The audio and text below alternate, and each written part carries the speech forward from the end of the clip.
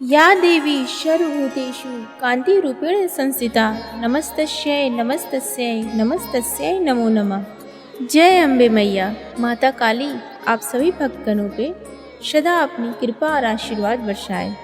इसी मनोकामना के साथ आज का वीडियो प्रारंभ करते हैं। इस वीडियो में हम श्रवण करेंगे श्री दुर्गा सप्तशती का 9वां अध्याय। इस अध्याय में निशुंभ वध का वर्णन है। राजा ने कहा, हे ऋषिराज, आपने रक्त बीज के वध से संबंध रखने वाला वृत्तांत मुझे सुनाया। अब मैं रक्त बीज के मरने के पश्चात क्रोध में भरे हुए शुंभ व निशुंभ ने जो कर्म किया वह सुनना चाहता हूँ। महर्षि मेधा ने कहा, रक्त बीज के मारे जाने पर शुंभ और निशुंभ को बड़ा क्रोध आया और अपनी बड़ी सेना का इस प्रकार सर्वनाश होते देखकर निशुंभ देवी पर आक्रमण करने के लिए दौड़ा। उसके साथ बहुत से बड़े बड़े असुर देवी को मारने के वास्ते दौड़े और महापराक्रमी शुंभ अपनी सेना उचित चंडिका को मारने के लिए बढ़ा। फिर शुंभ और निशुंभ का देवी से घोर युद्ध होने लगा और वह दोनों असुर इस प्रकार देवी पर बाण फेंकते लगे जैसे मेघों से वर्षा हो रही है। उन दोनों के चलाए हुए बाणों को देवी ने अपने बाणों से काट डाला और अपने शस्त्रों की वर्षा से उन दोनों दैत्यों को चोट पहुंचाई। निशुंभ ने तीक्ष्ण तलवार और चमकती हुई ढाल लेकर देवी के सिंह पर आक्रमण किया। अपने वाहन को चोट पहुंची देखकर देवी ने अपने क्षुरप्र नामक बाण से निशुंभ की तलवार व ढाल दोनों को ही काट डाला। तलवार और ढाल कट जाने पर निशुंभ ने देवी पर शक्ति से प्रहार किया। देवी ने अपने चक्र से उसके 2 टुकड़े कर दिए। फिर क्या था, दैत्य मारे क्रोध की जल भुन गया और उसने देवी को मारने के लिए उसकी ओर शूल फेंका, किंतु देवी ने अपने मुक्के से उसको चूर चूर कर डाला।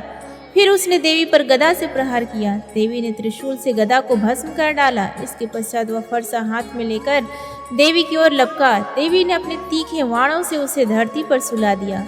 अपने पराक्रमी भाई निशुंभ के इस प्रकार से मरने पर शुंभ क्रोध में भरकर देवी को मारने के लिए दौड़ा। वह रथ में बैठा हुआ उत्तम आयुधों से सुशोभित अपनी 8 बड़ी बड़ी भुजाओं से सारे आकाश को ढके हुए थे। शुंभ को आते देखकर देवी ने अपना शंख बजाया और धनुष की टंकोर का भी अत्यंत दुस्सह शब्द किया। साथ ही अपने घंटे के शब्द से जो संपूर्ण दैत्य सेना के तेज को नष्ट करने वाला था संपूर्ण दिशाओं में व्याप्त कर दिया। इसके पश्चात देवी के सिंह ने भी अपनी दहाड़ से, जिसे सुन बड़े बड़े बलवानों मद चूर चूर हो जाते हैं, आकाश, पृथ्वी और 10 दिशाओं को पूरित कर दिया। फिर आकाश में उछलकर काली ने अपने दांतों तथा हाथों को पृथ्वी पर पटका। उसके ऐसा करने से ऐसा शब्द हुआ जिससे कि उससे पहले के सारे सब शांत हो गए। इसके पश्चात शिवदूती ने असुरों के लिए भय उत्पन्न करने वाला अट्टहास किया, जिसे सुनकर दैत्य थर्रा उठे और शुंभ को बड़ा क्रोध हुआ। फिर अंबिका ने उसे, अरे दुष्ट, खड़ा रह कहा तो आकाश से सभी देवता जय हो बोल उठे। शुंभ ने वहां आकर ज्वालाओं से युक्त एक अत्यंत भयंकर शक्ति छोड़ी, जिसे आते देखकर देवी ने अपनी महोल्का नामक शक्ति से काट डाला। हे राजन, फिर शुंभ के सिंहनाद से तीनों लोक व्याप्त हो गए और उसकी प्रतिध्वनि से ऐसा घोर शब्द हुआ जिसने इससे पहले के शब्द को जीत लिया। शुंभ के छोड़े बाणों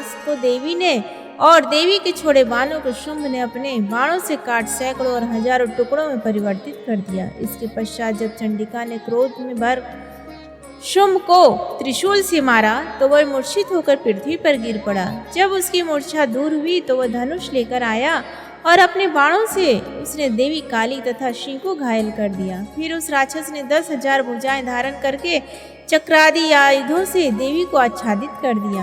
तब भगवती दुर्गा ने कुपित होकर अपने बाणों से उन चक्रों तथा बाणों को काट डाला। यह देखकर निशुंभ हाथ में गदा लेकर चंडिका को मारने के लिए दौड़ा। उसके आते ही देवी ने तीक्ष्ण धार वाले खड़ग से उसकी गदा को काट डाला।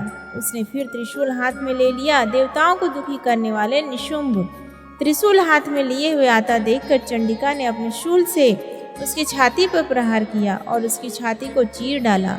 शूल विदीर्ण हो जाने पर उसकी छाती में से एक उस जैसा ही महापराक्रमी दैत्य ठहर जा कहता हुआ निकला। उसको देखकर देवी ने बड़े जोर से ठहाका लगाया। अभी वह निकलने भी नहीं पाया था कि उसका सिर अपनी तलवार से काट डाला।